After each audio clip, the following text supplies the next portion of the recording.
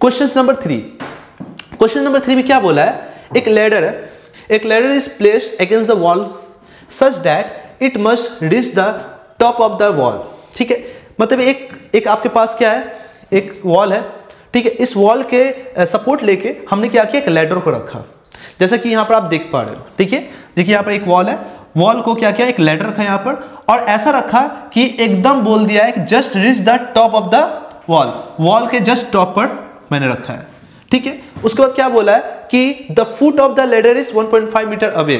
जो लैडर का जो फुट है, मतलब फुट कौन हो गया, ये वाला, ये दीवार से कितने डिस्टेंस पर है, देखिए मैंने यहाँ पर बनाया, दीवार से ये कितने डिस्टेंस पर है, 1.5 मीटर, 1.5 मीटर ये अवे है। ठीक है ना, अवे फ्रॉम द वॉल।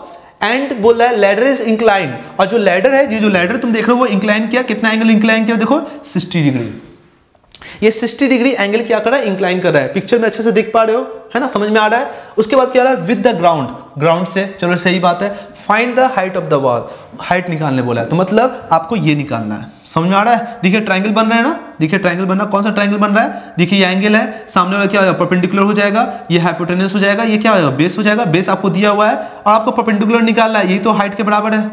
ठीक है ना, यही तो आपको हाइट के बराबर है। ठीक है, चलिए चलो अब निकालते हैं हाइट।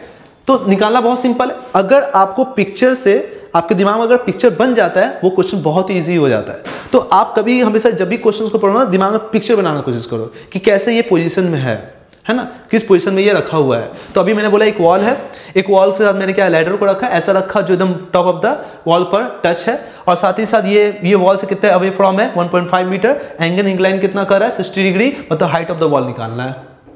बात समझ में आ रहा है, तो चलिए बहुत ईजी है, लगा लीजिए। बताइए, ये निकालना है परपेंडिकुलर और ये बेस है, परपेंडिकुलर और बेस, फिर से वही tan थीटा, तो tan इस बार 60 डिग्री है, और tan 60 डिग्री का वैल्यू आपको पता है ना, √3 होता है। tan 30 का वैल्यू कितना होता है, 1/√3 होता है। ये कितना है, tan 60 डिग्री है। ठीक है, tan 60 डिग्री क्या हो जाएगा बताओ, हाइट बाय में क्या हो जाएगा बताओ, 1.5। ठीक है, फिर से यहाँ हाइट निकालना है, हाइट इक्वल्स टू क्या हो जाएगा, दोनों मल्टीप्लाई करो, tan 60 डिग्री इंटू 1.5, तो हाइट यहाँ से कितना आ जाएगा, tan 60 की वैल्यू होता है √3 इंटू 1.5, √3 का वैल्यू कितना होता है, हाइट इक्वल्स टू 1.732 इंटू 1.5। अब इसको आप डायरेक्ट कैलकुलेट कर सकते हो। ठीक है, मैं डायरेक्ट यहाँ पर कैलकुलेट कर ले रहा हूँ, आप लोग कैलकुलेटर यूज नहीं करना है। ठीक है, मैं डायरेक्ट कर रहा हूँ, 1.732 इंटू 1.5, 2.59, कितना आएगा आपका, 2.59, ये आएगा, हाइट इक्वल्स टू आएगा आपका 2.59। ठीक है, ये आपका मीटर होगा, ये इसका आंसर होगा। बोलो क्लियर है, बोलो क्लियर है, समझ में आया।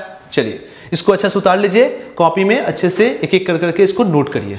चलिए आ जाइए, तो हाइट ऑफ द वॉल आ गया 2.59 मीटर। चलिए